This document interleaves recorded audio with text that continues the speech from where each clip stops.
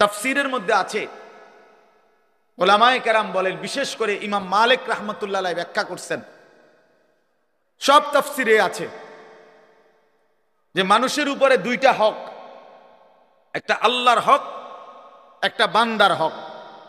এই আল্লাহর হক এবং বান্দার হক উভয়ের ব্যাপারে কোন রকমের কমতি করা, এই পুরাটাই এটা তাতফিফ। কেউ যদি আল্লাহর হক আদায়ে কমতি করে, ঘাটতি করে, এটাও তাতফিফ। কেউ যদি বান্দার হক আদায়ে কমতি করে, এটাও তাতফিফ। আর উভয়ের জন্য আল্লাহর হকে ঘাটতি করলে তার জন্য জাহান্নাম, বান্দার হকে ঘাটতি করলে তার জন্য জাহান্নাম, তার জন্য জাহান্নাম। এজন্য এক মুমিন, এক মুসলমান জাহান্নাম থেকে বাঁচতে এটা গুরুত্বপূর্ণ, আল্লাহর হক পূর্ণ করা, বান্দার হকও পূর্ণ করা। ইমাম মালিক রাহমাতুল্লাহ আলাইহি বলতেন, লিকুল্লি শাইইন ওয়াফাউন ওয়া তাতফিফুন। প্রত্যেক জিনিসের একটা পূর্ণ আছে, একটা কমতি আছে।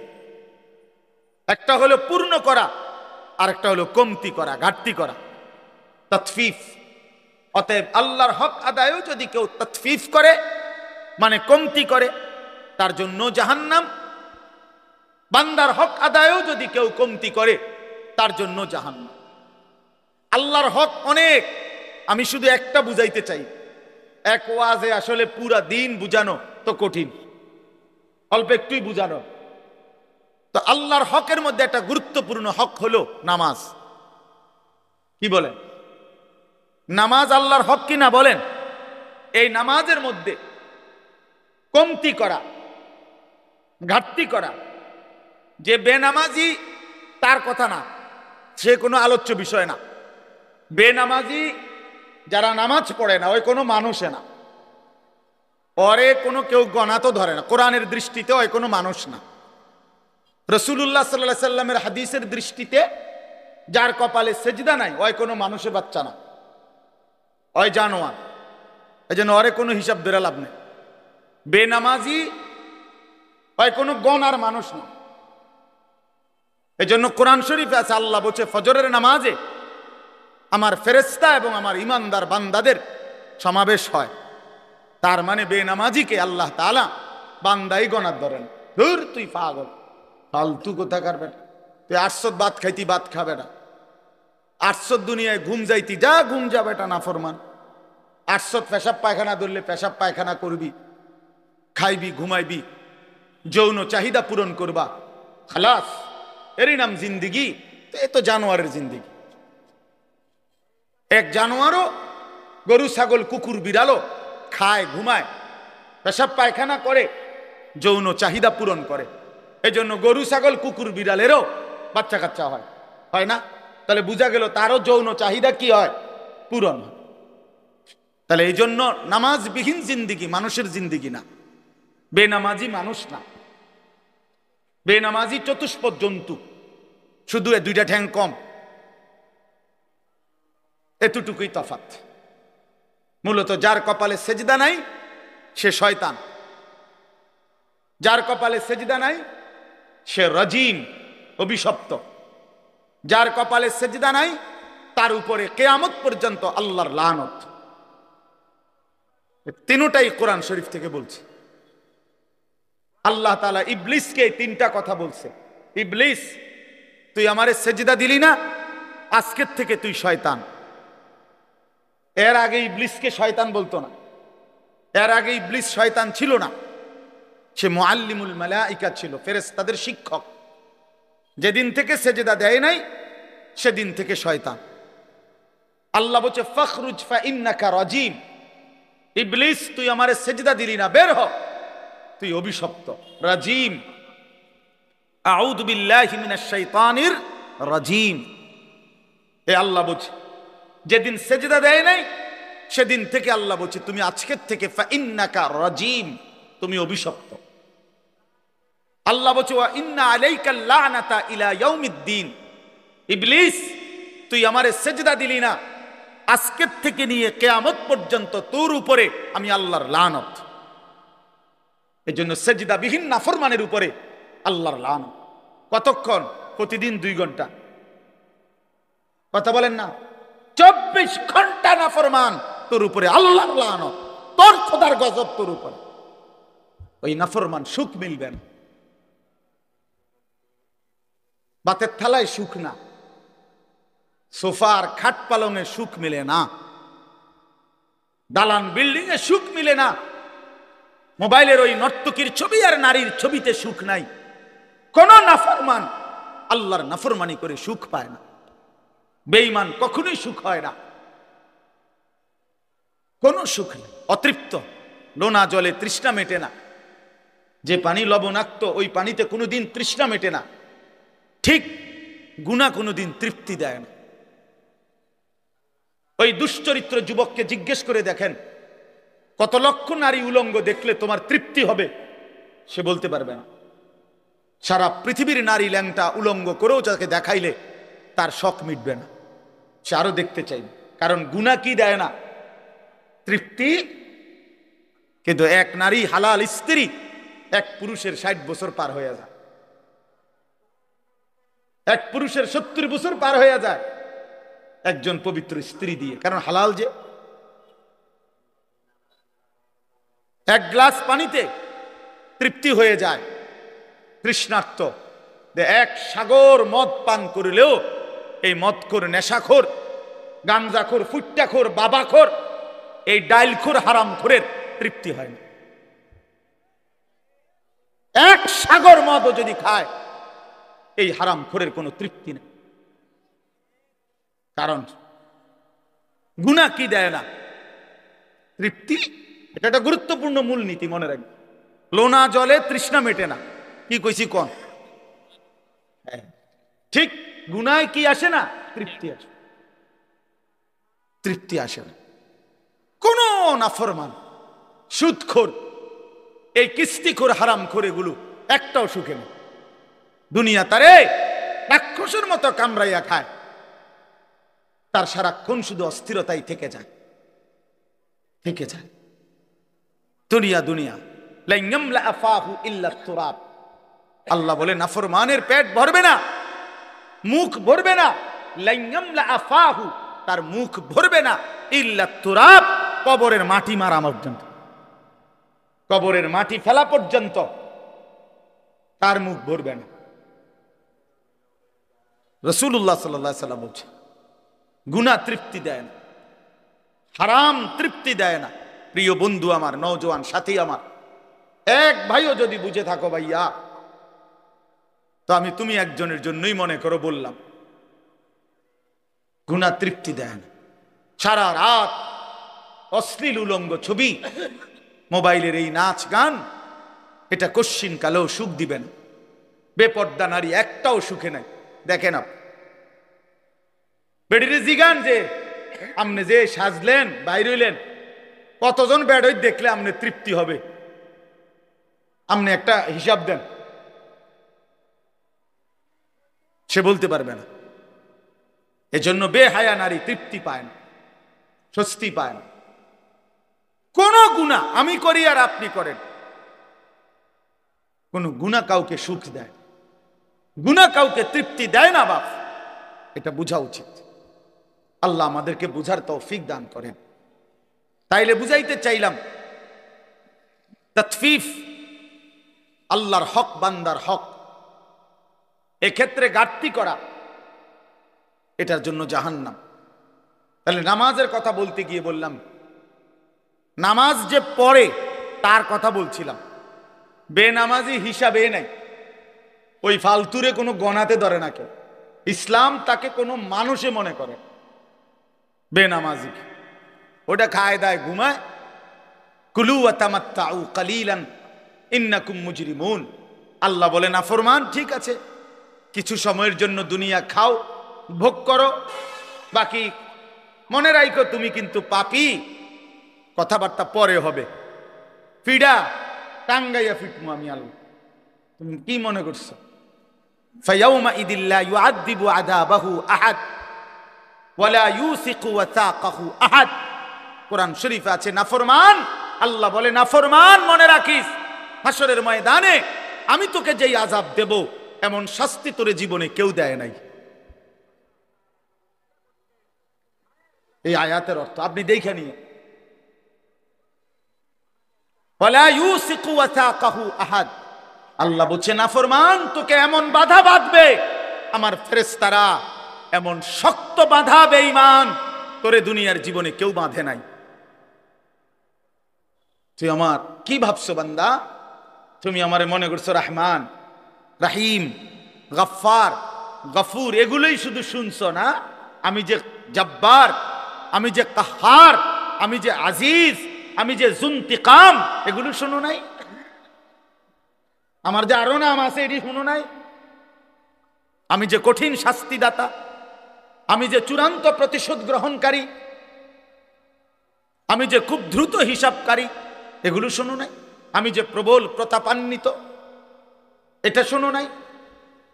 এটা জরুরি, এটা বুঝা জরুরি।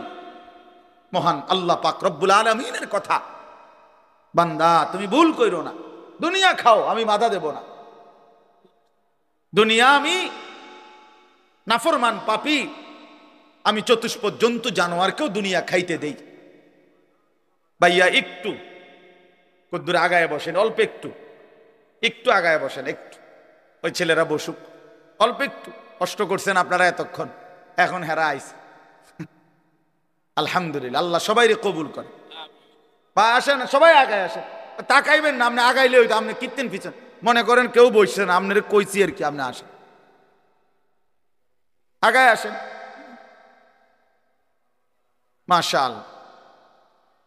তাইলে বাপ এখানে উদ্দেশ্য হইল আমার বলা, নামাজ যে আদায় করে এই ব্যক্তি তাতফিফ যদি করে, তো আল্লাহর হকের মধ্যে যদি কমতি করে তার জন্য জাহান্নাম।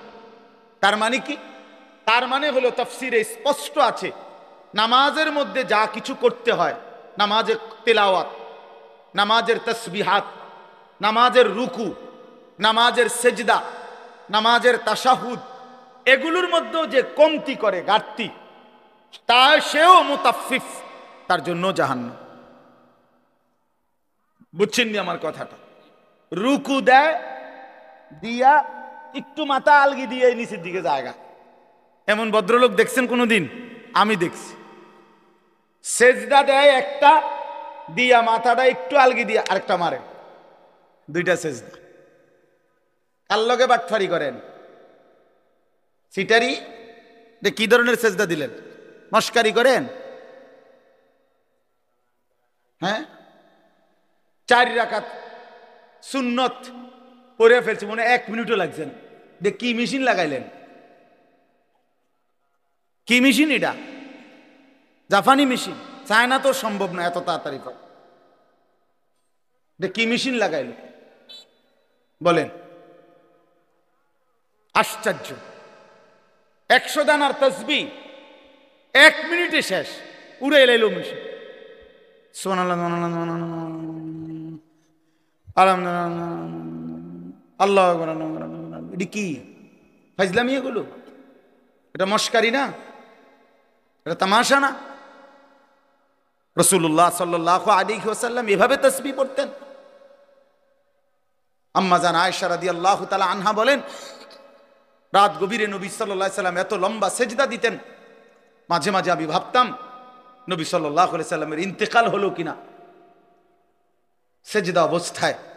এজন্য পায়ের পিছনে আঙ্গুলের মধ্যে আমি আঙ্গুল লাগাইয়া স্পর্শ করতাম তিনি জীবিত আছেন কিনা। আপনি এত লম্বা সেজদা না দেন, কিন্তু সুন্নাত মোতাবেক যেতটুকু সেজদা এটুকুও দিবেন না। 2 সেজদার মাঝখানে সোজা হইয়া বসা, এটা তো ওয়াজিব। রুকু থেকে সোজা হয়ে দাঁড়ানো, এটা তো ওয়াজিব, এটা ছেড়ে দিলেন। আর তাসবিহ এবং নামাজ এত দ্রুত কেমনে শেষ করলেন? আল্লাহর নবী সাল্লাল্লাহু আলাইহি সাল্লামের হাদিস আমি নিজে পড়াইছি বাপ। নবী সাল্লাল্লাহু আলাইহি সাল্লাম বলছে, তিলকা সালাতুল মুনাফিক, তিলকা সালাতুল মুনাফিক, তিলকা সালাতুল মুনাফিক। 3 বার বলছে একটা কথা। ওই নামাজ মুনাফিকের নামাজ, ওই নামাজ মুনাফিকের নামাজ। ওই নামাজ মুনাফিকের নামাজ। কামা ফানাক্কারা আরবাআন লা ইয়াযকুরুনাল্লাহা ইল্লা কালিলা। নবীজি বলেন যে দাঁড়াইলো আর 4 রাকাত নামাজ যেন 4টা ঠোকর মারলো, ঠিক মতো আল্লাহর জিকির তাসবিহগুলো আদায় করলো না, এটা মুনাফিকের নামাজ। মুনাফিকের নামাজ, ইমানদারের নামাজ না। কোরআন শরীফে আল্লাহ তাআলা স্পষ্ট, কোরআন শরীফে আছে মুনাফিকের প্রথম চিহ্ন, মুনাফিকের হাদিসেও চিহ্ন আছে, কোরআনেও আছে। আল্লাহ তাআলা বলছে মুনাফিকের 1 নাম্বার চিহ্ন কি? কোরআনে বলছে ওয়া ইযা কামু ইলাস সালাতি কামু কুসালা। মুনাফিক কাকে বলে? আল্লাহ কোরআনে বলছে তারা যারা নামাজ আদায় করে অলস ভাবে, নামাজ পড়ে না এটা না, আগেই বলছি যে নামাজ পড়ে না তারে কোনো কি নাই, তে কিচ্ছুই না, তে ফায়জামাও না, ফ্যানও না, হাফ প্যান্টও না, ফুল প্যান্টও না, এটা প্লাস্টিক, এটা বাদ, আগেই বাদ, তারে নিয়ে কোনো কথা নাই, তার কোনো তুলনা নাই। হ্যাঁ, বেনামাজির কোনো তুলনা নাই, এটা জানেন? মানে এই কথাটা বুঝছেননি, এটার অর্থ কি? বেনামাজির কোনো তুলনা নাই মানে কি? মানে বেনামাজিকে কোনো জানোয়ারের সাথেও তুলনা দিলে ওই জানোয়ারকে অপমান করা। হ্যাঁ, এই জন্য আল্লাহ বলে দিছে বালহুম আদাল, বরং সে জানোয়ারের চাইতো নিকৃষ্ট। এই জন্য বেনামাজির কোনো তুলনা নাই। তারে ছাগল বললে ছাগল প্রতিবাদ করবে। মহান আল্লাহ কি কি কারণে আমার সাথে তারে তুলনা দিল কি লেগে? যদি এমন হইতো আমারও সেজদার যোগ্যতা দিছেন, তারেও দিছেন, কিন্তু আমিও দেই না, সেও দেয় না, তাইলে না মিলতো? কথা বোঝেন নাই? এ প্রতিবাদ করবে। কুকুর বললে কুকুরে প্রতিবাদ করবে। কুকুর বলবে মহান আল্লাহ পরারে বলেন আমার লগে তুলনা দিল কেন এই নাফরমান রে? আমারে আপনি তো সেজদার যোগ্যতাই দেন নাই, তাকে তো দিছেন। কথাটা উড়ে দিয়েন না নিজেরে। বাদ দুগা খাইতে আনলে, মোবাইল টিপতে আনলে, কয়টা টাকা কামাই করলে আর কদ্দুর বইয়ের টেলিভিশন চাইতে আনলে চালাক মনে করেন না। ভাত খাওয়া কোনো অবাক কিছু না। পৃথিবী ভোগ করা এটা কোনো আশ্চর্য, খুব মারাত্মক কিছু না। দুনিয়া জানোয়ার, জঙ্গলের হাইওয়ান জানোয়ার দুনিয়া আমাদের চাইতে বেশি ভোগ করে। একটা হাতি, প্রাণীবিদ্যা গবেষকদের কথা হলো একটি হাতি একদিনে 250 কেজি খাবার খায়, 90 লিটার পানি পান করে। আপনি কি ভোগ করছেন দুনিয়া? একটি তিমি 1 লোকমায় 200 জন সামর্থ্যবান মানুষের সমপরিমাণ খাবার খায়। আপনি কি দুনিয়া ভোগ করছেন বেশি? কিতা? দুন্দুল, করলা, লাল শাক, ক্ষীরা, টমাটো, ফার্মের মুরকা, কক মুরকা, ফাঙ্গাস, তেলাপিয়া, দৈন্যতা, কাঁচামরিচ, এই তান্নি খাইয়া এই মাত ধরি। আপনি জঙ্গলের একটা বাঘকে বলেন না, সিংহকে বলেন দোস্ত আজকে একেবারে বেশি ঝামেলা গেছে, আজকের বেলাটা শুধু তুমি ফাঙ্গাস দিয়া, এই বেলাটা শুধু চালাইয়া নাও, রাইতে আবার গোস্ত দিব, আজকে একটু ঝামেলা।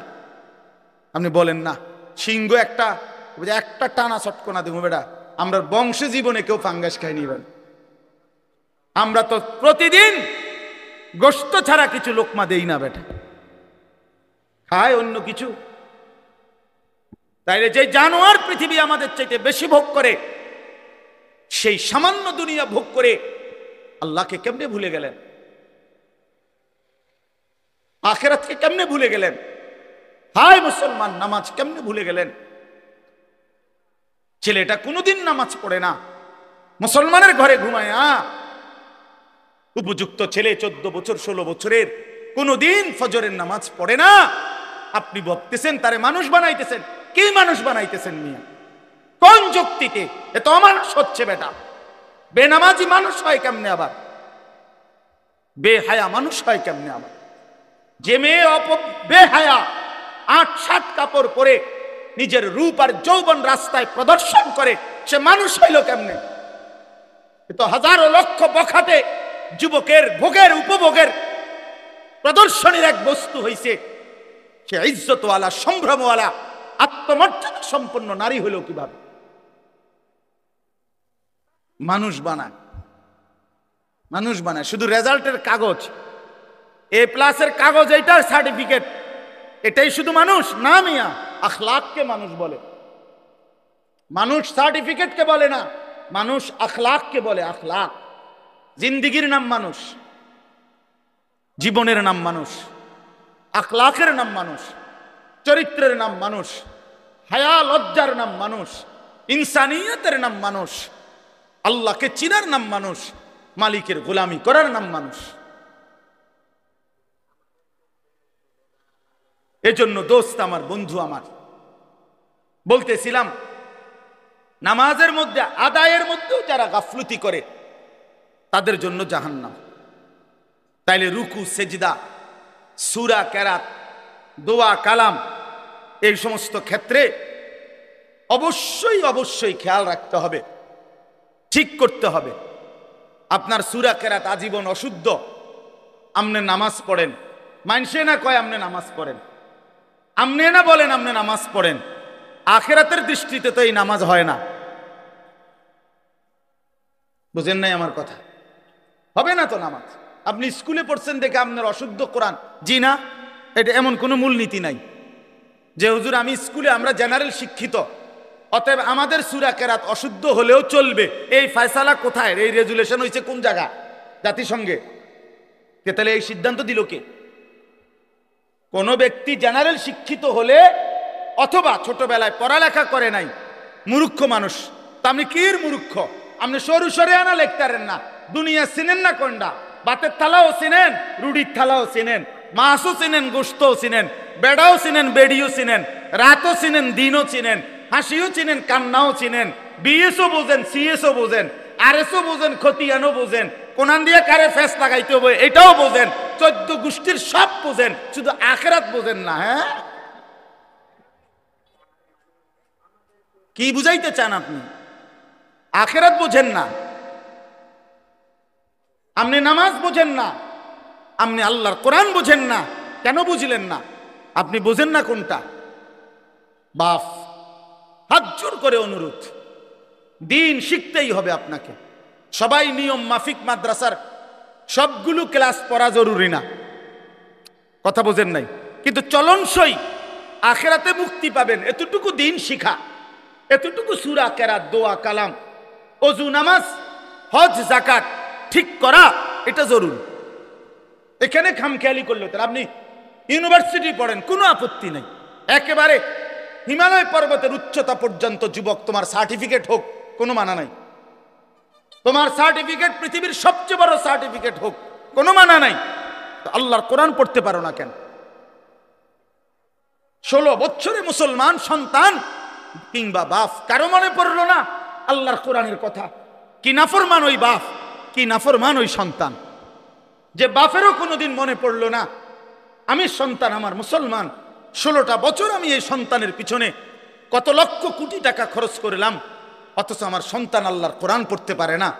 এই সন্তানও বলল না একটাবার আমারে আপনি কি ফরাইলেন বাপ, আমি কেন আমার মালিকের কালাম পড়তে পারি না? বলেন, বলেন আমার কথা, ইনসাফ করে জবাব দেন, বিবেককে প্রশ্ন করেন। এই মাদ্রাসাগুলো চারদিকে হচ্ছে, আপনারা ভাইবেন না। আপনাদের এক সহজ হিসাব, আপনি বলবেন শুধু এত মাদ্রাসা হচ্ছে কেন? আপনি বলতে পারবেন শুধু এত মাদ্রাসার কি দরকার? আপনার দরকার না থাকুক, আর আজিমের মালিকের দরকার, আসমানওয়ালার দরকার দেখে বানাইছে। যিনি তৌফিক দিছে তিনি বুঝাই তৌফিক দিছে। অতএব এটা জরুরি বিষয়, আগামীর দিন, আগামীর ইসলামের জন্য, আগামীর পৃথিবীর জন্য ইনশাআল্লাহ আমরাও আশাবাদী। মুসলমানের মহল্লাকে মহল্লায় এই পরিমাণ মাদ্রাসা আলহামদুলিল্লাহ হইছে যে এই সময়ে বাপ আমার হাত জোর করা অনুরোধ, হাতের নাগালে মাদ্রাসা, হাতের নাগালে কোরআন শিখার সহজ ব্যবস্থা, এই অবস্থায় যদি কোরআন অশুদ্ধ নিয়ে কবরে যান, আল্লাহর কসম আপনি আগের আমলের মানুষের চাইতে ফিডা বেশি খাবেন। আমার কথাটা আগে 10 গ্রাম মিল্লা হয়তো 100 মাইল দূরে মাদ্রাসা ছিল, সবাই হয়তো বলতে পারে আমার সুযোগ ছিল না, যাইতারি নাই। এখন কি কইবেন? এখন কি বলবেন, এই রাস্তার থেকে ওই মাসা পর্যন্ত কয়টা মাদ্রাসা? রাস্তার দোনো পাশে। এখন আপনি কি বলবেন?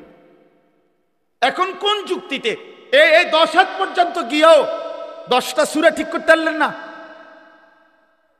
বলেন ভাই, কোনো জবাব দিতে পারবে? আমরা বলি না স্কুল ছেড়ে দাও, বলি না কলেজ ছেড়ে দাও, একটু সময় বাইর করো, শুক্রবারে একটু সময় দাও, শনিবারে একটু সময় দাও, একটু সময় হোক না। আল্লাহর কোরআন সহজ, আল্লাহর কোরআন সহজ। আপনার ছেলেটাকে কোরআন থেকে কেন বঞ্চিত করলেন? আল্লাহ থেকে বঞ্চিত করে তারে সুখ দিবেন কেমনে? রাসূল থেকে বঞ্চিত করে তারে সুখ দিবেন কেমনে? এই বাপ, কার হাতে তুলে দিয়ে গেলেন তারে? কার হাতে? আপনি তো কবরে চলে যাবেন, আগামী সন্তানটাকে কার হাতে দিয়ে গেলেন? আগামীর পৃথিবী ঈমান আর কুফরের পৃথিবী। মনে রাখে, এই বাংলাদেশের শুধু 2-4টা দল নিয়ে হিসাব করলে হবে না। গ্লোবালাইজেশন এখন, এখন পৃথিবী, এই গ্রাম যেমন পৃথিবীর শেষ মাথা তেমন, একরকম হিসাব। এটার এই বিশ্বায়ন বলে, গ্লোবালাইজেশন বলে। অর্থাৎ সারা পৃথিবী এখন বিশ্বগ্রাম। গ্লোবালাইজেশন মানে কি? বিশ্বগ্রাম মানে সারা পৃথিবী এক গ্রাম, সারা পৃথিবী ফরিদপুর। তার মানে এখানে বসেই এখন সারা পৃথিবী একসাথে দেখা যায়, তাকানো যায়।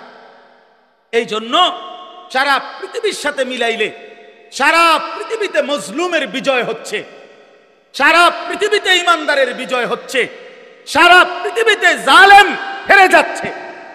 বিশ্বাস করেন এটা, বিশ্বাস করেন। এই যে 8ই ডিসেম্বর সিরিয়াতে 54 বছরের স্বৈর শাসন, বাপফুত মিল্লা, সিরিয়ায় ইসলামের গুরুত্বপূর্ণ একটি দেশ, সেইখানে স্বৈর শাসক ফ্যাসিস্ট জুলুমবাজ 54টা বছর ধরে লক্ষ লক্ষ মুসলমানের উপরে জুলুম করেছে। যেই জালেম বাশার আল আসাদ অয় গাট্টি গুট্টি লইয়া ভাগছে, পলাইছে। এই 8ই ডিসেম্বর নতুন উইকেট পড়ছে, জানেন আপনারা? 2 উইকেট পড়ছে এই বছর। 5ই আগস্ট 1 উইকেট পড়ছে, আর এই 8ই ডিসেম্বর আরেক উইকেট পড়ছে। আরো উইকেট পড়বে, আরো উইকেট। 2024 সাল উইকেট পড়ার বছর। এই বছর বোলিং ভালো হয়েছে, এবছর বোলিং কড়া বোলিং হয়েছে। হ্যাঁ, কড়া বোলিং হয়েছে। 2 উইকেট পড়ে গেছে। আগামীর উইকেট নেতানিয়াহু, ইসরায়েলের এই কুত্তা, সেও পড়ে যাবে ইনশাআল্লাহ। ইমানদারের বিজয় হবে ইনশাআল্লাহ। সারা পৃথিবীতে ইমানদারের বিজয়ের আহ্বান। ওই সমস্ত ভারত, ওদের ওই সমস্ত ফালতু কথা, 130 কোটি না বেটা, তারা বেঈমান। 230 কোটির ভয় দেখায়া ইমানদারকে এক চুনা সরাইতে পারবে না ইনশাআল্লাহ। 56,000 বর্গ মাইলের এই জমিন আমার দেশের লক্ষ কোটি ইমানদার যুবক কলিজার শেষ ফোঁটা রক্ত দিয়ে রক্ষা করবে ইনশাআল্লাহ। আমরা 130 কোটি ভয় পাই না। কি বলেন? ভয় পাই না আমরা। আমাদের একজন। আরে 130 কোটি তুই রাখ বেঈমান, আমাদের একজন। আগেও ছিল একজন, এখনো একজন, আগামী তো একজন, তিনি আল্লাহ। কাঠের গুলা না, প্লাস্টিকের গুলা। তো নবী সাল্লাল্লাহু আলাইহি ওয়াসাল্লাম বলেন যে আল্লাহর কসম, তোমার দ্বারা একজন ব্যক্তি আল্লাহর পথ পাওয়া গোটা আরবের সমস্ত দামি উট তোমাকে হাদিয়া দেওয়ার চাইতেও উত্তম। রজুলান ওয়াহিদা, একজন মাত্র। তাহলে এর দ্বারা বোঝা গেল একজন মানুষের পরিবর্তনের আশাতেও বলা উচিত, চেষ্টা করা উচিত যে হোক আমার জিন্দিগির মেহনত দ্বারা আল্লাহর একজন বান্দাই আল্লাহর পথে ফিরছে। আমার আখিরাতে নাজাত দরকার, আমার পরকালের মুক্তি দরকার। সারা পৃথিবী চিনলেও কিছু যায় আসে না, না চিনলেও কিছু যায় আসে। মানুষের কাছে এই পরিচিতি দিয়ে তেমন কোনো ফায়দা নেই, উল্লেখযোগ্য কিছুই নেই। মনে করেন কোরআনুল কারীমের মধ্যে 25 জন নবীর নাম আছে, একবারে গুনাহ। এখন নবী রাসূল কি 25 জন? তইলে 1.25 লক্ষ আম্বিয়া কেরাম, তো বাকিদের তো নাম নাই, কেউ জানে না। অন্যান্য কিতাবে খুঁজলে আরো নইলে 2-4-20 জনের নাম পাওয়া যাবে। তা তাইলে লক্ষের চাইতে বেশি নবী রাসূলের নাম তো পৃথিবীর কেউ জানে না, তাইলে ওনারা কি ব্যর্থ? ব্যর্থ। আমাদের প্রিয় নবী সাল্লাল্লাহু আলাইহি ওয়াসাল্লাম তিনি যখন বিদায় হজ্জের মাঠে ইন্তেকালের পূর্বের বছর আরাফাতের ময়দানে হজের খুতবা দিছেন, তখন নবী সাল্লাল্লাহু আলাইহি সাল্লামের সামনে 1.25 লক্ষর বেশি সাহাবী ছিল। তাহলে 1.25 লাখ সাহাবী, এই বিপুল পরিমাণ সাহাবীর নাম পৃথিবীর কোনো কিতাবে নাই। 5000 সাহাবীর নামও পৃথিবীর কোনো কিতাবে নাই, কোনোখানে নাই। সর্বোচ্চ 313 জন সাহাবী বদরের যুদ্ধে যারা অংশগ্রহণ করছেন উনাদের নাম একসাথে পাওয়া যায়, আছে। আরো বাকি মিলাইয়া তো মনে করেন 2000-এর নাম বা 5000-এর নামই তালাশ করে পাইল, তো বাকিরা, বাকিদের নাম কই? বাকিদের নাম পৃথিবীর কোনো কিতাবেও নাই, কেউ জানেও না। তাইলে এখন এই বাকি সাহাবী যাদের নাম এখন পৃথিবীতে নাই, কেউ জানে না, তো ওনারা কি ব্যর্থ? ব্যর্থ। এই কথাটাই বলতে চাচ্ছি। মূলত সফলতা কিংবা ব্যর্থতার জন্য মানুষের কাছে পরিচিতি কোনো বিষয় না। সফলতা কিংবা ব্যর্থতার জন্য মহান আল্লাহ পাকের কাছে আমার ফয়সালা কি হইছে সেটা বিষয়। ফামান যুহজিহা আনিন নারি ওয়া উদখিলাল জান্নাহ ফাকাদ ফাজা, সরাসরি কোরআনের আয়াত। আল্লাহ বলেন, বান্দা মরতে তো হবেই তোমাদের সকলকেই, কিন্তু দেখার বিষয় হলো যাকে জাহান্নাম থেকে মুক্তি দেয়া হলো এবং জান্নাতে প্রবেশ করানো হলো, ফাকাদ ফাজা, সেই কেবল সফল হলো, সেই কামিয়াব হলো, সেই কৃতকার্য হলো।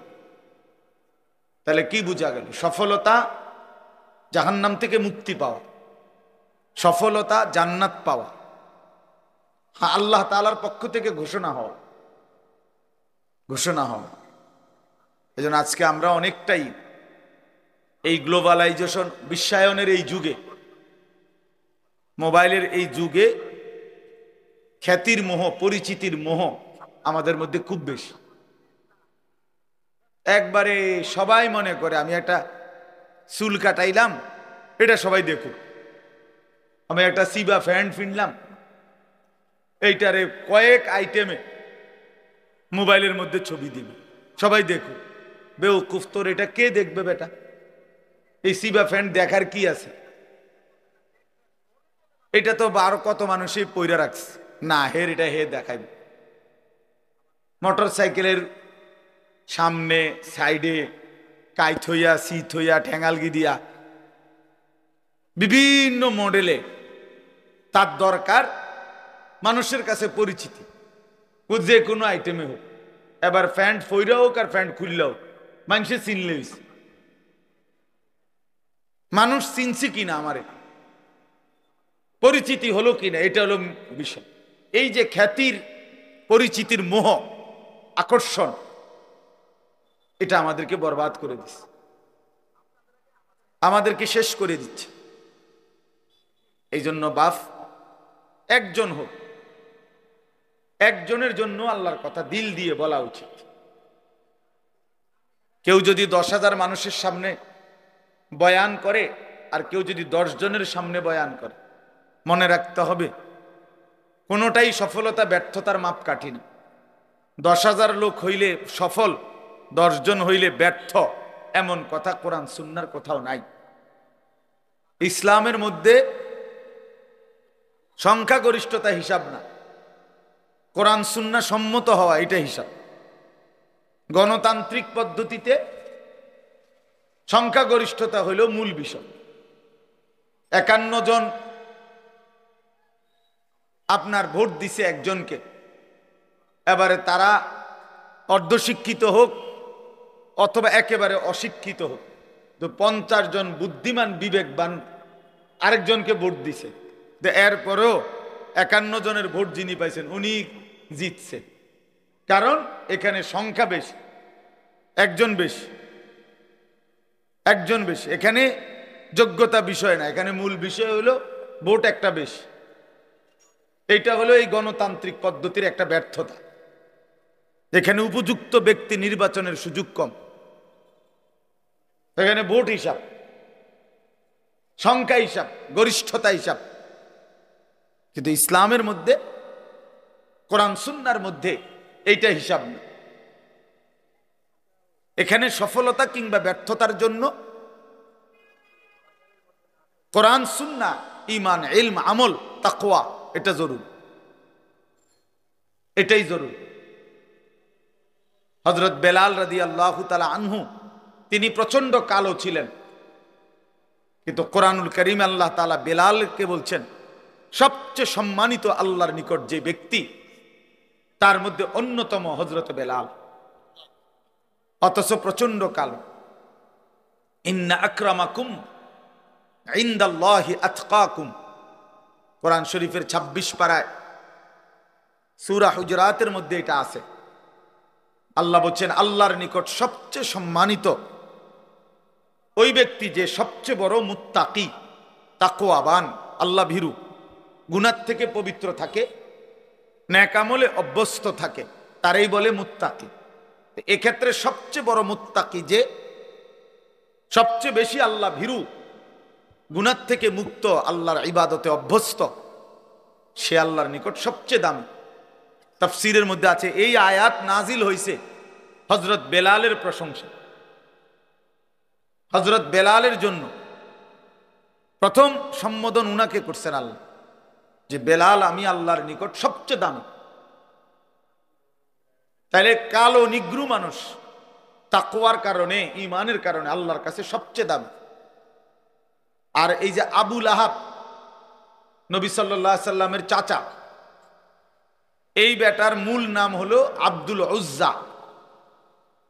এই আবু লাহাব তার মূল নাম না, তার নাম হলো আব্দুল উজ্জা, উজ্জার গোলাম। উজ্জা একটা মূর্তির নাম, দেবতা, ওই কুরাইশদের ছিল। কিন্তু সে এত বেশি সুন্দর ছিল, একেবারে টকটুকা লাল সুন্দর, বেশি সুন্দর আছিল। এই জন্য লোকেরা তাকে বলতো আবু লাহাব, একেবারে লালের বাপ, সুন্দরের বাপ, সুন্দরের আব্বা। কিন্তু সে হলো চিরনিকৃষ্ট জাহান্নাম। তাইলে চেহারায় তো সবচেয়ে সুন্দর, কিন্তু পরিণতি তো জাহান্নাম, নিকৃষ্ট।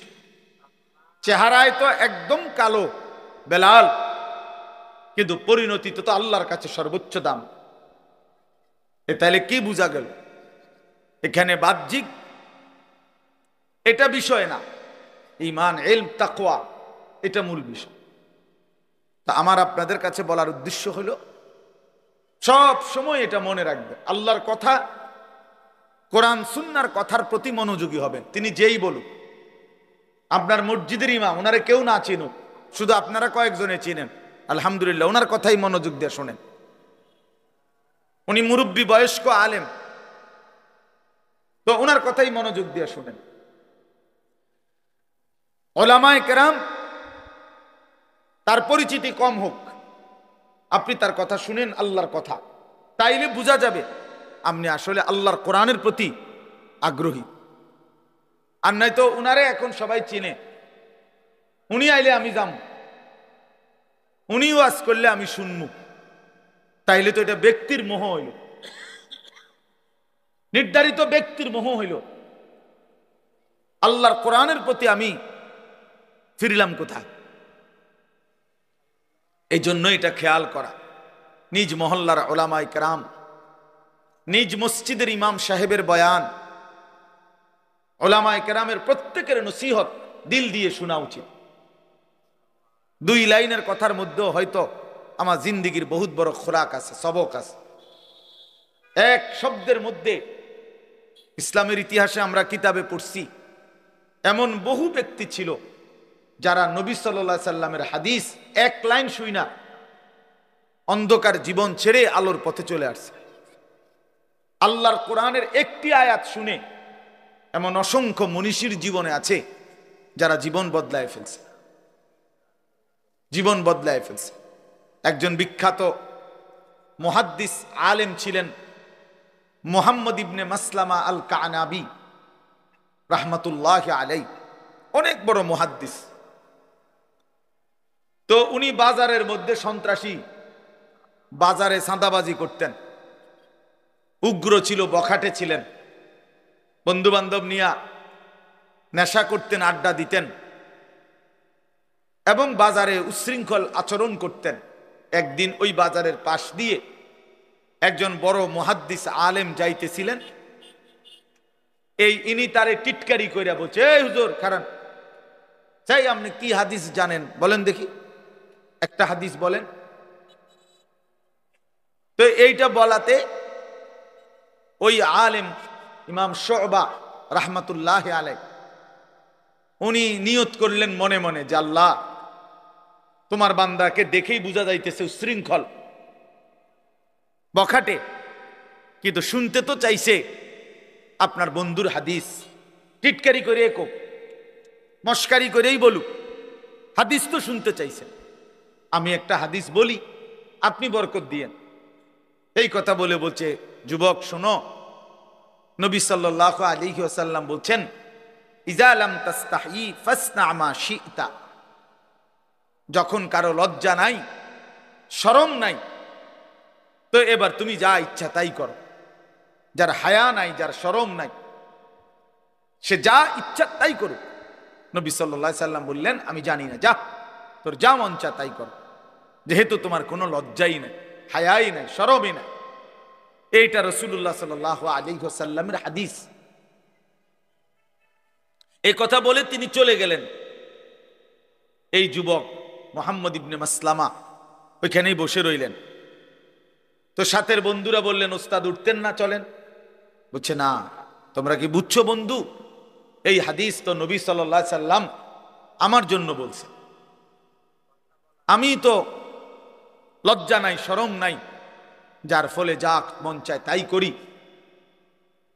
অন্যায় করি, নাফরমানি করি, বখাটেপনা করি, মানুষের উপরে জুলুম করি, জবরদস্তি করি, কাজে আমার কোনো চরিত্র নাই, আমার কোনো হায়া নাই, এজন্যই তো আমি যা ইচ্ছা তাই করি। তো রাসূল সাল্লাল্লাহু আলাইহি সাল্লাম তো এই তিরস্কার আমারে করছেন, যাও ছেড়ে দিলাম অন্ধকার এই রাস্তা। এই এক কথার উপরে পরবর্তীতে উনার কাছে গেছেন ওই ইমাম শুবা, ওই যিনি বলছিল হাদিসটা, উনার কাছে গিয়ে উনার ছাত্র হয়ে হাদিস শিখে ওই জামানার সর্বশ্রেষ্ঠ মুহাদ্দিস হয়েছে। এই এক কথায় জিন্দেগি বদলে গেছে, এক হাদিস জীবন পাল্টায় দিছে। এই জন্য বাপ, আল্লাহর কথা দিল দিয়ে শুনবেন।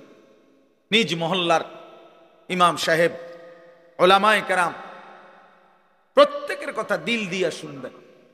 আসরের পরে বলুক সেটাও দামি, জোহরের পরে বলুক এটাও দামি, 20 মিনিট বলুক এটাও দামি, 2 ঘন্টা বলুক এটাও দামি। প্রত্যেকের কথাকেই আল্লাহর কথা যখন বলে দামি মনে করা উচিত, তাইলে বরকত হয় নিজের মধ্যে।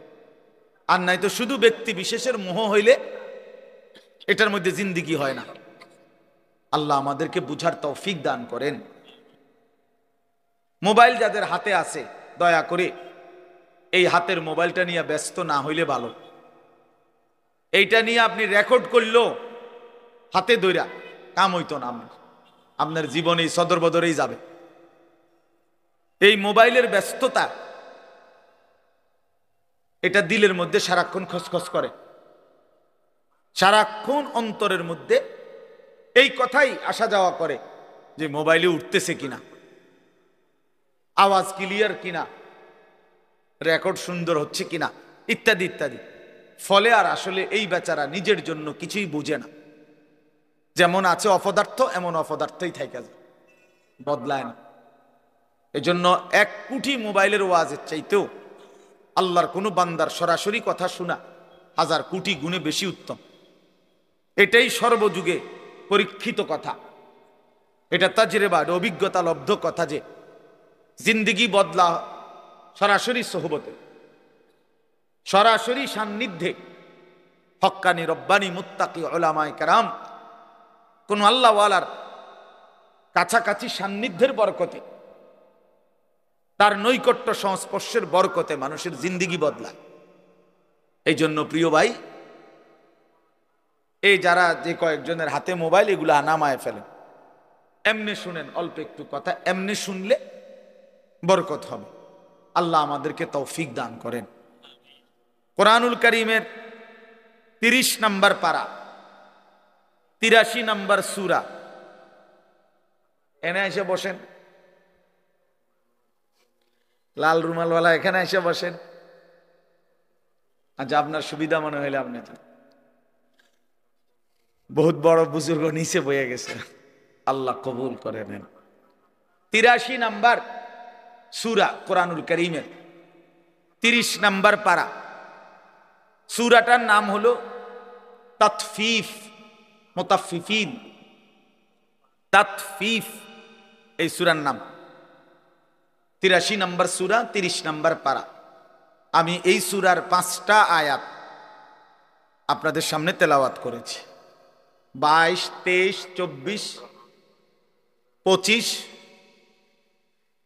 26, 5টা আয়াত। মোট সূরার মধ্যে 36টা আয়াত, ছোট সূরা। এই সূরার মাঝখান থেকে এই 5টি আয়াত তেলাওয়াত করেছি। ইনশাআল্লাহ আর অল্প একটু সময়ে আমরা এই 5টি আয়াত এবং প্রাসঙ্গিক সামান্য কিছু কথা আরজ করতে চাই। আল্লাহ তাআলা আমাদেরকে তৌফিক দান করেন। প্রথম কথা হলো, সূরাটার নাম হলো তাতফিফ। এই শব্দটা বুঝছেন কিনা আগে কোন? তাতফিফ বলেন তো। ত দুইবার আর কি, ত আকার তা, ত, তাতফিফ। বড় ফ, ফল লিখতে যেই ফ, ফ দীর্ঘিকার ফি, ফ, তাতফিফ। একটা কারণ আছে কেন এতটা ভাঙ্গা বলল। এটা একটা গুরুত্বপূর্ণ শব্দ এটা কোরআনে। এই তাতফিফ অর্থ হইল ওজনে কম দেওয়া। আরেকটু ব্যাপক অর্থ হইল কোন প্রাপককে তার প্রাপ্য কম দেওয়া। গ্রাহক প্রাপক, যিনি আমার কাছে কিছু পাবে, তাকে আমি যখন দিচ্ছি তখন কমায় দেওয়া, ঠকায় দেওয়া, এটাকে বলা হয় তাতফিফ। এই লোককে বলা হয় মুতাফফিফ, যে ঠকায়, কম দেয়।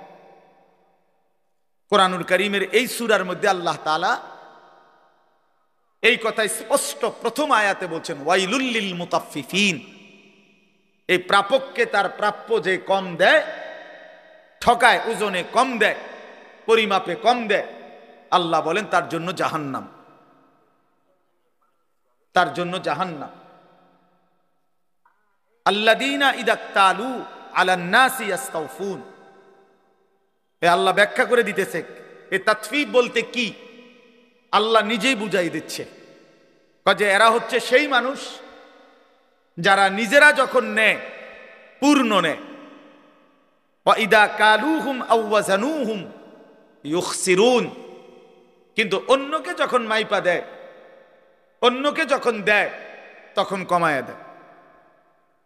নিজে নিলে পূর্ণ নেয়, নিজে নিলে 60টাতেই সবসময় হালি, অন্যরে দিলে মাঝে মাঝে 3টাতেও এক হালি। ধরা পড়লে বলে ভাই বেখেয়াল হয়ে গেছে, ভুল হয়ে গেছে।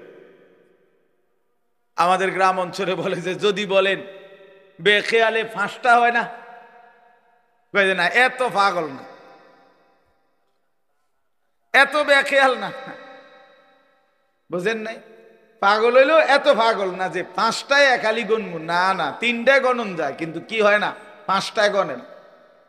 তার মানে আসলে মূলত বেখেয়াল না, বরং ইচ্ছাকৃত ভাবেই কি করছিল, একটা কম দিছিল। এই মুতাফফিফ, ওজনে কম দিল।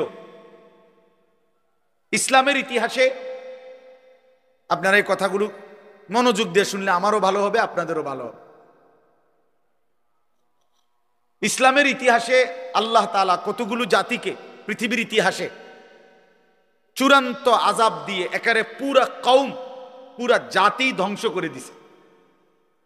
অবাধ্য জাতি পৃথিবীর ইতিহাসে এরকম উল্লেখযোগ্য কিছু জাতি আছে, কোরআন শরীফে আছে। বিশেষ করে যেমন নূহ আলাইহিস সালামের কওম, যাদেরকে আল্লাহ তাআলা পানিতে ডুবাইয়া একবারে পুরা কওম শেষ করে দিছে। হযরত হুদ আলাইহিস সালামের কওম, কওমে আদ, এদেরকে আল্লাহ তাআলা ঝড়ো বাতাস দিয়ে পুরা জাতিকে ধ্বংস করে দিছে। হযরত লূত আলাইহিস সালামের কওম সম্প্রদায়, এদেরকে আল্লাহ তাআলা জমিন উল্টায়া জিন্দা মাটির নিচে, সাতবক জমিনের নিচে ফেলে আশ্রয়া শেষ করে দিছে পুরা জাতি। হযরত সালেহ আলাইহিস সালাম কওমে সামুদ, আল্লাহ তাআলা এদেরকে, এই নবীর জাতিকে ফেরেশতার বিকট চিৎকার দিয়ে, মানে একজন ফেরেশতা ফজরের ওয়াক্তে আসছে ওই কওমের উপরে, এসে একটা চিৎকার মারছে, একটা চিল্লানি দিছে ফেরেশতা, একটা বিকট আওয়াজ, এক আওয়াজে পুরা কওম একেবারে কোলের বাচ্চা, পেটের বাচ্চা, জোয়ান বুড়া উপুর হইয়া পইরা এই ঘুমন্ত অবস্থায় জীবনের তরে শেষ হয়ে গেছে। কোরআন শরীফে আছে। আরেকটা জাতি উল্লেখযোগ্য, শুআয়ব আলাইহিস সালামের কওম। শুআয়ব আলাইহিস সালাম হযরত মূসা আলাইহিস সালামের শ্বশুর। এই শুআয়ব আলাইহিস সালামের জাতীয় অবাধ্য ছিল। আল্লাহ তাআলা এদেরকেও ফেরেশতার বিকট চিৎকার দিয়ে ধ্বংস করে দিস পুরা কওম। এখন আমি কি বলতে চাই? আমি বলতে চাই এই প্রত্যেকটি অবাধ্য জাতির চূড়ান্ত এই ধ্বংস যে আল্লাহ করে দিল, এই প্রত্যেকটি অবাধ্য জাতির একটা বড় অপরাধ ছিল বিশেষ। অন্যান্য অপরাধ তো ছিলই, কিন্তু বড়সড় একটা বিশেষ বিশেষ পাপ ছিল। এর মধ্যে একটি জাতি যাদের নাম বললাম, শুআয়ব আলাইহিস সালামের কওম, কওমে শুআয়ব। নবী শুআয়ব আলাইহিস সালামের কওম আল্লাহ তাআলা ফেরেশতার এই বিকট ধ্বনি দিয়ে ধ্বংস করে দিয়েছেন। এদের সবচেয়ে বড় অপরাধ ছিল, পাপ ছিল, এরা ওজনে কম দিত। এইটা এই নবী শুআয়ব আলাইহিস সালাম জাতিকে হাজার হাজার বার, লক্ষ বার এই কথা ঘুরে ঘুরে বলছে, ওয়াউফুল কাইলা, তোমরা ওজন পূর্ণ করো, কমাইও না। ওয়ালা তানকুসুল মিকিয়াল, হে আমার জাতি ওজনে কম দিও না, ওজনে কম দিও না।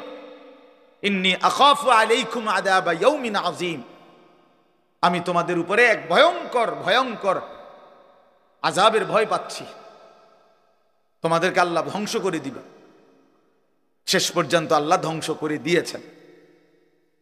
তাইলে বাপ আমার, ভাই আমার, এই প্রথম কথা হলো প্রাপককে, গ্রাহককে পরিমাণে কম দেওয়া, ঠগিয়ে দেওয়া, এটা একটা নিকৃষ্ট অপরাধ, অত্যন্ত বড় একটা জুলুম।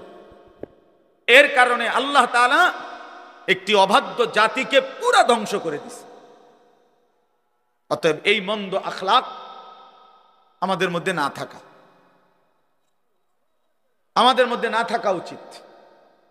এবার আসেন আরেকটু, তিনি কে? 130 কোটির মোকাবেলায় এই হিন্দু ভারতের বেঈমান, তাদের মোকাবেলায় এক মালিকে যথেষ্ট। আলু দিবে না, পেঁয়াজ দিবে না, হাতের আব্বার পেঁয়াজ, মোদির আব্বার পেঁয়াজ। হ্যাঁ, তোর বাপ পেঁয়াজ বেঈমান, আলু দিবি না, পেঁয়াজ দিবি না, তোর বাপ খাওয়ায় পেঁয়াজ করে, তার বাবার পেঁয়াজ না এগুলা। তাদেরকে 130 কোটি বেঈমানকে যে চাল ডাল আলু পেঁয়াজ যিনি খাওয়ায়, তিনি তো আমার আল্লাহ বেটা। তোদের কি বেটা? তোদের মূর্তি ছাড়া আছে কি? আল্লাহ যিনি তাদেরকে খাওয়ায়, তিনি আমার আল্লাহ না? তো আমার আল্লাহ তোরে খাওয়ায়, তুই আমারে দমক দেস। এই বেকুব মন্ডাসায় গিয়া কই নাই, বলে কি এগুলো? এই জন্য বন্ধু আমার, আমি অনুরোধ করলাম, চারিদিকে নওজোয়ান ইমানের বিজয়, কালেমার বিজয়। ইনশাআল্লাহ বাংলাদেশেও কালেমার বিজয় হবে ইনশাআল্লাহ। এই জমিনেও হকের পতাকা উড়বে, কালেমার পতাকা উড়বে ইনশাআল্লাহ। কোন সন্দেহ, আমি থাকি বা না থাকি, এটা কোনো দেখার বিষয়, এটা কোনো দেখার বিষয়। এজন্য আমার এতটুকুই কথা, এই সূরা তাতফিফের কারণে আমি বললাম আল্লাহর হক, বান্দার হক, এক মুমিন হিসাবে ঘাটতি না করা। নামাজ পড়েন, কোরআন পড়েন, নিজেও দিন শিখেন, 90 বছর হোক আর 900 বছর বয়স হোক। আর কোলের বাচ্চা, ছোট বাচ্চা, 6 বছরের বাচ্চা, 7 বছরের বাচ্চা, ছেলে মেয়েকে আল্লাহর কোরআন থেকে বঞ্চিত করেন না। জেনারেল লাইনে পড়াইন, কোনো অসুবিধা নাই, আমরাও পড়ছি। আমি কুমিল্লা ভিক্টোরিয়া কলেজ থেকে মাস্টার্স পাস করছি, কাজে কোনো অসুবিধা নাই, আপনি পড়েন। আমিও সায়েন্স বিজ্ঞান বিভাগ থেকে এসএসসি দাখিল পাস করছি, অতএব কোনো মানা নাই। কিন্তু আল্লাহর কোরআন থেকে বঞ্চিত করবেন কেন? রাসূলুল্লাহ সাল্লাল্লাহু আলাইহি সাল্লামের হাদিস থেকে বঞ্চিত করবেন কেন? আমার অনুরোধ, আপনারা আপনাদের সন্তানকে দ্বীন শেখাবেন, বলেন ইনশাআল্লাহ। অবিবাহিতরাও বলেন ইনশাআল্লাহ। হ্যাঁ বলেন, বলেন ইনশাআল্লাহ। আরে ফায়দা আছে। আমি বললাম, এক যুবক আমারে কিছুদিন আগে বলছে যে হুজুর, আমি সেই যুবক যে গত 5-7 বছর আগে একবার এই নিয়ত করছিলাম আপনার মাহফিলে সন্তানকে দ্বীন শেখাবো। আল্লাহ তাআলা, আমি বিয়েও করছি, আল্লাহ আমারে সন্তানও দিছে, এখন পাক্কা নিয়তও করলাম মাদ্রাসায় পড়াবো। এই জন্য বললে ভালো, আল্লাহ হায়াত দিলেই তো, আল্লাহ সন্তান দিলেই তো পড়ানো। আল্লাহ আমাদেরকে তৌফিক দান করেন। আপনাদের কাছে আমি শুধু এই 1 মিনিটে তর্জমা বলি। আল্লাহ তাআলা বলেন, ইন্নাল আবরারা লাফি নাঈম। আল্লাহ তাআলা বলে, নিশ্চয়ই যারা নেককার, যারা আল্লাহ তাআলার ফরমাবরদার, সৎকর্মশীল, অনুগত বান্দা, আল্লাহ বলেন আমি পুরস্কার স্বরূপ তাদের জন্য বললাম তারা চির নিয়ামতে ভরা সুখের জান্নাতেই বসবাস করবে। এদিক দিয়ে ওঠে, এদিক দিয়ে, এই সাইড দিয়ে যান, এদিক দিয়ে আসেন, ইব্রাহিম জায়গা দাও। এরপরে আল্লাহ তাআলা বলে, একটু দেখেন, আল্লাহ তাআলা বলে যারা নেককার, আমার হুকুমের অনুগত, তারা চির সুখের নিয়ামতে ভরা জান্নাতেই থাকবে। সুবহানাল্লাহ। আলাল আরাইকি ইয়ানজুরুন, এই কথাটা দেখেন। আল্লাহ বলে আমার জান্নাতি বান্দা জান্নাতের সিংহাসনে বসে দেখতে থাকবে 3 জিনিস। 1, তাকে আল্লাহ যে সুবিশাল জান্নাতের নিয়ামত দিছে সেগুলো এক নজরে পুরাটা একসাথে দেখবে জান্নাতি বান্দা। তাহলে এটা কদ্দুর 10 হাত বাই 10 হাত, ঠিক না? জান্নাত এত বড় হইলে বেটা দেখবো কেমনে? অথচ জান্নাত সবচেয়ে ছোটটা 10 দুনিয়া বরাবর, এই পুরাটা সে একসাথে দেখবে সিংহাসনে বসে। 2, জাহান্নামীদের আযাবের দৃশ্য সচক্ষে দেখবে জান্নাতের সিংহাসনে বসে। 3, আল্লাহু আকবার, 3, জান্নাতের সিংহাসনে বসে মহান আল্লাহ পাককে দেখতে থাকে। তারিফু ফি বুজুহিহিম নাদরাতান নাঈম। আল্লাহ বলে, বন্ধু 24 ঘন্টা আমার জান্নাতি বান্দার চেহারার মধ্যে হাস্যোজ্জ্বল প্রফুল্লতা, সজীবতা এবং একেবারে চির আনন্দ 24 ঘন্টাই দেখতে পাবেন। কোনো ক্লান্তি, বিরক্তি, পেরেশানি নাই। ইউসকাউনা মির রাহিকিম মাখতুম। পানির বোতলটা কই? আল্লাহ তাআলা বলেন আমার জান্নাতি বান্দাকে, না না খাবো না, আমি একটা জিনিস দেখাবো। আল্লাহ তাআলা বলেন ইউসকাউনা মির রাহিকিম মাখতুম, আমার বান্দাকে জান্নাতের মধ্যে প্রত্যেক বান্দাকে শরাব, জান্নাতের পানীয় পান করানো হবে, তবে সেটা হবে মাখতুম, মোহরাঙ্কিত, সিল মারা। মানে হইল এই 1 বোতল পানি, এত বড় বোতল যেহেতু আমি খাইতে পারতেছি না, তো আমরা 3 জনে মিল্লা খাইলাম, আমি এদ্দুর, আপনি এদ্দুর, আপনি এদ্দুর, এইটা বুঝেন নাই তো? এটাও আপ্যায়ন, অসুবিধা নাই, 1 বোতল 3 জনে খাইলাম, সমস্যা নেই। কিন্তু আল্লাহ তাআলা বলেন আমার বান্দা জান্নাতের মধ্যে এরকম 1 বোতল 3 জনে খাইবে এমন না, প্রতি বোতল ইনটেক, আলাদা আলাদা আলাদা আলাদা আলাদা। মাখতুম অর্থ হইল প্রত্যেকটা সিল মারা, প্রত্যেকটা সিল গালা লাগানো, প্রত্যেকটা মোহরাঙ্কিত, প্রত্যেকটাই আলাদা আলাদা পানীয় পান করবে। খিতামুহু মিস্ক, আর প্রতিটা মোহর, প্রতিটা সিল সরাইলেই পুরাটা জান্নাত মিস্কের ঘ্রাণে ভরে যাবে। এমন প্রিয় পানীয় এমন উত্তম সুগন্ধিময় পানীয় আমি আল্লাহ আমার বান্দাকে জান্নাতে পান করাইতে থাকব। সর্বশেষ কথা হলো, এই কথাটা বলার জন্যই মূল আমার পড়া, ওয়াফি যালিকা ফালিয়াতানাফাসিল মুতানাফিসুন। আল্লাহ তাআলা বলেন, হে আমার বান্দারা, অতএব আমি তোমাদেরকে বলছি, তোমাদের উচিত জান্নাতের জন্যই কেবল প্রতিযোগিতা করা। কিসের জন্য? প্রতিযোগিতা, কারাকারি, আগাইবার চেষ্টা জান্নাতের জন্যই করা উচিত। প্রিয় বন্ধু, বাপ ভাই, শেষ কথা এটাই মনে রাখবেন, এই পৃথিবী নিয়ে যারা কারাকারি করে, প্রতিযোগিতা করে, তাফসিরে মাআরিফুল কোরআনে লিখছে বড় আশ্চর্য কথা, বলছে, হে দুনিয়াবাসী, দুনিয়া নিয়ে যত প্রতিযোগিতাই করো, যদি ফার্স্ট হও তাইলেও মরে যাইবা, যদি লাস্ট হও তাইলেও মরে যাবে। বোঝেন নাই কথা? দুনিয়ার প্রতিযোগিতায় জিতে গেলেও মৃত্যু হবে, হাইরা গেলেও মৃত্যু হবে। তার লাভ হইল কি? লাভ হইল কি? এটা তো শেষই হয়ে যাবে, এখান থেকে তো তোমাকে চলেই যেতে হবে। এই জন্য আল্লাহ পাক বলে, বান্দা ফালিয়াতানাফাসিল মুতানাফিসুন, অতএব দুনিয়া অর্জনের প্রতিযোগিতায় ব্যস্ত না হয়ে জান্নাত অর্জনের জন্য প্রতিযোগিতা করা উচিত। কারণ সেইটা কোনো দিন তোমার থেকে শেষ হবে না, তোমারও সেখান থেকে কোনোদিন বের করা হবে না। না জান্নাত শেষ হবে, না তোমার মৃত্যু হবে। আল্লাহ আমাদেরকে তৌফিক দান করেন। আল্লাহ তাআলা এই ইকরা, ফরিদপুর ইকরা তালিমুল কোরআন মাদ্রাসা আল্লাহ তাআলা কবুল করে নেন। আপনাদের সন্তানদেরকে ভর্তি করায়েন, দিন শিখায়েন, আশপাশের সবগুলো মাদ্রাসাকে ভালোবাসেন। আল্লাহ আপনাদেরকে তৌফিক দান করেন। আজকের এই মাহফিলে আরো ইনশাআল্লাহ আমাদের প্রিয় ভাই, বড় ভাই হযরত মাওলানা মুফতি আশরাফুল আলম ওবায়দী দামাত বারাকাতুহুম, তিনি বয়ান করবেন। অনেক সুন্দর বয়ান করে, এবং ঢাকা থেকে একজন অত্যন্ত তরুণ, তেজস্বী, চমৎকার বয়ান করে একজন আলেম হযরত মাওলানা মুফতি আরিফ জব্বার কাসিমি, তিনি অনেক সুন্দর। হযরত মাওলানা মুফতি আরিফ বিন হাবিব, ওনার মতো অনেকটা বয়ান করে, খুব সুন্দর তার কথা, এবং কোরআন সুন্নাহ ভিত্তিক, রেফারেন্স ভিত্তিক বয়ান করে। আমি এবং এই মাওলানা একই মসজিদে, ঢাকা খতিব, এক মসজিদে জুমা পড়াই। তার মানে অর্ধেক অর্ধেক করে, হ্যাঁ অর্ধেক অর্ধেক করে, মানে একদিনে অর্ধেক না, এক মাসে অর্ধেক অর্ধেক।